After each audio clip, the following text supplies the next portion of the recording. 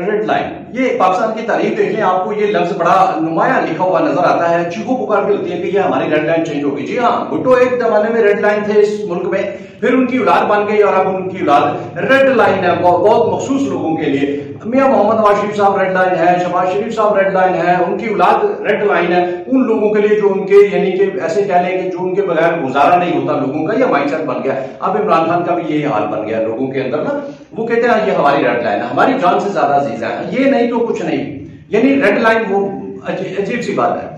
अब सवाल ये है कि ये जो अवाम है जिसको आपका आइन, जिसको आप रोज सुबह शाम कम्युनिकेशन जितने भी नेटवर्क्स हैं उस पर बैठकर कहते हैं कि सबसे पावरफुल अवाम है और हम हमारी जो खपाई है, हम जो खबरें मर रहे हैं, ये सारे अवाम को सर्व कर रहे हैं। आपकी इस्टेब्लिशमेंट भी अवाम की सर्विस के लिए है, आपका जो है वो पॉलिटिशियंस भी, आपका मीडिया भी वो अवाम की आवाज बना हुआ है। लेकिन बड़े मजे की बात है कि ये अवाम की रेड लाइन कोई नहीं है, इग्नोर हो रही है। अवाम भूख से मर जाए, कोई रेड लाइन नहीं है। सैलाब में बह जाए, कोई रेड लाइन नहीं है। आपके पास रोजगार नहीं है, कोई रेड लाइन नहीं है। आपकी कोई एजुकेशन, आपको जो है बिल्कुल कोई एजुकेशन का इंतजाम नहीं, आपकी कोई रेड लाइन नहीं है। हॉस्पिटलों में मेडिसिन नहीं है, कोई रेड लाइन नहीं है, किसी की कोई रेड, ये स्टेट के मालिकों की मैं बात कर रहा हूं, इनकी कोई रेड लाइन नहीं। हाँ, एस्टेब्लिशमेंट की भी अपनी हदूद है, रेड लाइन है, सुप्रीम कोर्ट की भी रेड लाइन है। इवन ये जो मुगलास है इनके बारे में आप कुछ कह के देखें, आपकी रेड लाइन है, आपको लग पता जाएगा कि कौन सी लाइन आपने क्रॉस कर दी है।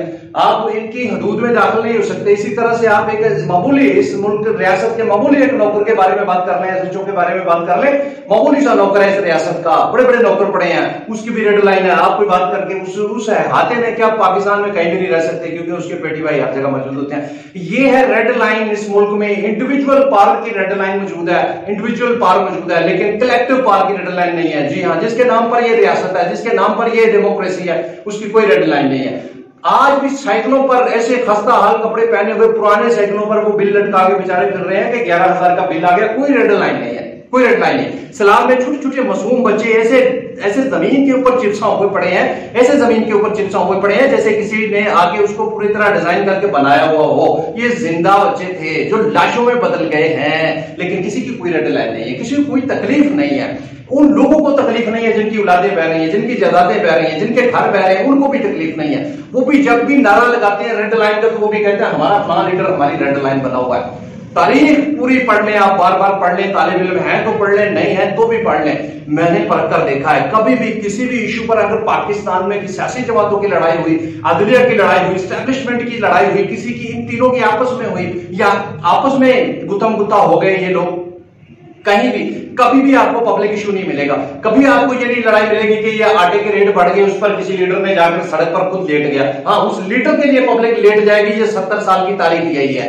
हाँ, कभी आप देखिए बिजली के बिल बढ़ गए, कोई लीडर आके लेट गया, उसने अपने घर का मीटर उतार के फेंक दिया, उसने कहा नहीं, जब तक इस गरीब के घर का मीटर नहीं लगता मेरा मीटर नहीं लगेगा। कोई ऐसी रेड लाइन बता दें, कोई ऐसी रेड लाइन। आपके बच्चे बह गए पानियों के अंदर ना, उनके आप कुछ भी नहीं बचा आपके पास, खाने पीने से लेकर औलादों तक सब आपका भी सत्यानाश हो गया, आप भी सारे के सारे पानियों में बह गए। लेकिन किसी की रेड लाइन ये नहीं है कि कोई ऐसा डैम बना लिया जाए जहां पर इन बारिशों के पानी का रुख मोड़कर इस इतनी बड़ी कम्युनिटी को सर्वाइव किया जाए। अभी भी कहते हैं आधा पंजाब जो है वो डूबा हुआ है। बलूचिस्तान और सिंध की मैं बात नहीं कर रहा, मैं सिर्फ पंजाब की बात कर रहा हूं, वहां तो इससे भी कहीं वर्स्ट सिचुएशन है। लेकिन हमारी रेड लाइन कोई नहीं है, पब्लिक की रेड लाइन ही कोई नहीं है, क्योंकि हमारे लिए अकल बड़ी है ही नहीं। हम हमेशा एक भैंस को बड़ा तस्वीर करते हैं।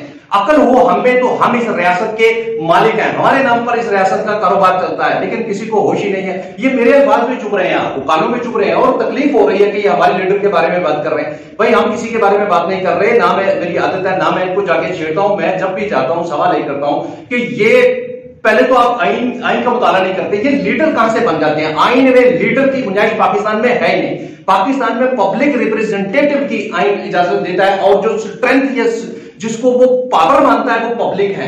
इससे आगे बढ़ जाए तो इस्लाम का जो उसके अंदर हवाला है, तो फिर सबसे बड़ी पावर अल्लाह की जात है और अल्लाह की जात ने किसी को लीडर नहीं बनाया तो अपने प्यारे महबूब मोहम्मद सल्लल्लाहु अलैहि वसल्लम को बनाया। फिर ये माइंड सेट बना देते हैं कि नहीं हम आपके लीडर हैं, हमारे बिना आप मर जाएंगे क्योंकि हम वो लास्ट सीरियन है आपके, हमारे बिना कोई नहीं आएगा। ये मैं पढ़ता आ रहा हूं। भुट्टो ने जब नारे लगाए तो उन्होंने भी पब्लिक को यही कहा कि मैं आपका लास्ट सेवियर हूं, इसके बाद पाकिस्तान का सत्यानाश हो जाए, मेरे साथ जुड़ जाओ। मजदूरों ने खून दिया, जलाया खुद को जब भी वो हुआ। और भाई इनके आपस के इश्यूज थे, पाकिस्तान का इश्यू नहीं है, इनके पेशे नजर पाकिस्तान का इश्यू नहीं है। अगर पाकिस्तान का इश्यू हो तो ये नौजवान हाथों में 16 साल की डिग्रियां लिए घूम रहे हैं, शर्म नहीं आती इनको कि 18-18 साल वो भी जवानी के जाया कर दिए अपने इस नेशन के, लेकिन इनको शर्म नहीं आती। अगर ये क्वालिटी एजुकेशन नहीं है तो क्यों पढ़ाया इनको, कौन है इसका जिम्मेदार? और अगर अब आप ने रियलाइज किया कि ये एजुकेशन क्वालिटी एजुकेशन नहीं है तो स्टॉप क्यों नहीं करते, इसको रोकते क्यों नहीं? ये 18 साल के बाद ये नौजवान कागज का टुकड़ा हाथ में लिए दर दर पर जाते हैं, भीख मांगते हैं। इसके मुकाबले में जिसने 16 साल लगाए, कोई हुनर सीख लिया, वो स्किलफुल है, वो आराम से चीजों को प्रोड्यूस कर रहा है, सेल कर रहा है, बेच रहा है और जिंदगी गुजार रहा है। कौन है एजुकेशन की तबाही का जिम्मेदार? हेल्थ सेक्टर देख ले, बड़ी बड़ी इमारतें आपने बना के खड़ी कर दी, अंदर जो डॉक्टर्स हैं वो और जो है उनकी कॉम्पिटेंसी भी क्वेश्चन है, और वो जो है ही नहीं, वैकेंसीज ऐसे पड़ी हुई है,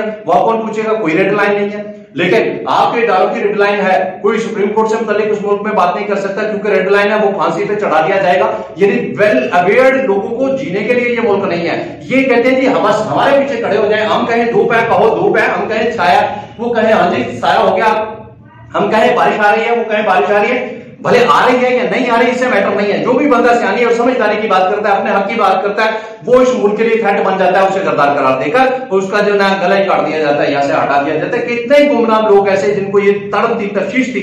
मैं ये किसी एक इदारे के बारे में बात नहीं कर रहा, मैं हर इदारे के बारे में बात कर रहा हूं कि सबकी अपनी रेड लाइन है, सबके अपने जत्थे हैं, लेकिन रेड लाइन नहीं है तो इस पब्लिक की नहीं है, मेरी और आपकी रेड लाइन नहीं है। ये मुझे और आपको सोचना है कि हमारे नाम पर ये लोग, हमारे नाम पर जो भी कोई भी मामूली सा एक सीटर भी खड़ा हो जाता है, कहता है मैं 22 करोड़ आवाम को रिप्रेजेंट कर रहा हूं, मैं 22 करोड़ का नुमाइंदा हूं, अगर मैं ना रहा तो ये 22 करोड़ लोग मर जाएंगे। नहीं मरेंगे यार, कम ऑन, क्या हो गया? कैसे आप 22 करोड़ की नुमाइंदगी कर रहे हैं? एक हल्के में से चंद हजार वोट लेके आके आप, वो भी कई वजूहात के बिना पर आप कहते हैं 22 करोड़ की आप नुमाइंदगी करने आ गए हैं। 22 करोड़ लोग आपके अगेंस्ट तो हो सकते हैं, हक में नहीं हो सकते, लेकिन शर्त मेरे और आपके शौर की है कि अगर हमें हमारी रेड लाइंस और इनकी रेड लाइंस का, यानी इनकी लाइंस का पता हो, इनकी हदूद का पता हो, और हम इन लोगों को, जो पॉलिटिकल लोग हैं, इनको पब्लिक रिप्रेजेंटेटिव के तौर पर, और ये जो साफी बने बैठे हैं, सो कॉल्ड, बैठ जाते हैं पब्लिक का नाम लेकर, जी हम पब्लिक की आवाज है। कोई प्रोग्राम देख लें आप उठाकर, पिछले 24 घंटे का उठाकर देख लें, जिसमें इन्होंने टू दी पॉइंट मर की बात की हो, जिसमें ये बारी और सदके जा रहे हों कि पब्लिक के लिए कुछ नहीं किया गया, ये उठ उठ के टकरे मार रहे हों, लड़ रहे हों, रेटिंग के चक्रों में जैसे लड़ते हैं ना, वैसे लड़ रहे हो पब्लिक के लिए, पब्लिक रिप्रेजेंटेटिव से, कि तुम पब्लिक रिप्रेजेंटेटिव हो, हम आवाम की आवाज है, हम आपसे पूछेंगे कि जो वादे आपने किए थे, ये जो ये सख्तियां आप ला रहे हैं, ये क्यों ला रहे हैं? तो हमारी रेड लाइन कोई नहीं है। तो प्लीज खुदारा, आज मैं कहना ये चाहता हूं, आज हूं मैं डिस्टर्ब हूं, इस डिस्टर्बेंस से जो मैं पैगाम लेकर आया हूं आपके साथ, वो यही है कि खुदारा 2 मिनट बैठकर अपनी जात के लिए सोच लें कि आपकी रेड लाइन क्या है। इनकी रेड लाइन, किसी भी इदारे की रेड लाइन जो है, ये जो पॉलिटिकल इदारे हैं या इस तरह के लीगल इदारे हैं, किसी भी इदारे की रेड लाइन अपना आनर है। मेरी और आपकी रेड लाइन क्या है? इससे आगे बढ़कर मैं एक सवाल करता हूं, पाकिस्तान की रेड लाइन क्या है? किसकी जिम्मेदारी है पाकिस्तान किसकी जिम्मेदारी है? अगर आप किसी एक पाकिस्तानी को ह्यूमिलेट करते हैं तो पाकिस्तानी को ह्यूमिलेट करते हैं। अगर आप पाकिस्तान की पब्लिक को ह्यूमिलेट करते हैं तो पाकिस्तान को ह्यूमिलेट करते हैं। पाकिस्तान किसकी रेड लाइन है? क्या वो आम आदमी की रेड लाइन है? क्या वो पॉलिटिशियन की रेड लाइन नहीं है? वो जर्नलिस्ट की रेड लाइन नहीं है? वो हाईली सुप्रीम कोर्ट की रेड लाइन नहीं है? वो एस्टैब्लिशमेंट की रेड लाइन नहीं है? अगर रेड लाइन पाकिस्तान है तो फिर एक काज के लिए लड़िए, for the betterment of the Pakistan लड़ते हुए दिखाई देंगे, फिर आपके साथ सभी पाकिस्तान खड़ा होगा, फिर अच्छे लगेंगे। ऐसे भी आपका क्लेम है क्योंकि आपने अपने ढोंग से, अपने हुनर से लोगों को अपना गर्विदा बना रखा। मैंने ये वीडियो इसलिए की है कि आपकी इंटेंशन को भी ड्राइव करो, और अगर किसी तक ये आवाज पहुंच भी जाए तो महसूस हो उसे कि लोग नहीं समझते, एक आम आदमी, एक आम एजुकेटेड पर्सन आज भी जो सेंसिबल है वो नहीं समझता कि उसकी रिप्रेजेंटेशन जो है वो ट्रोली की जा रही है, या उसके पास को कोई उसका इदारा जो उसी के टैक्स से सैलरी लेता है, अपनी जिंदगी को जिसने बेहतर बनाया हुआ है, वो दूसरे हमारी यानी पब्लिक की जिंदगी को बेहतर बनाने के लिए कुछ नहीं कर रहा है। इन अल्फाज के साथ इजाजत चाहूंगा। अल्लाह हाफिज़।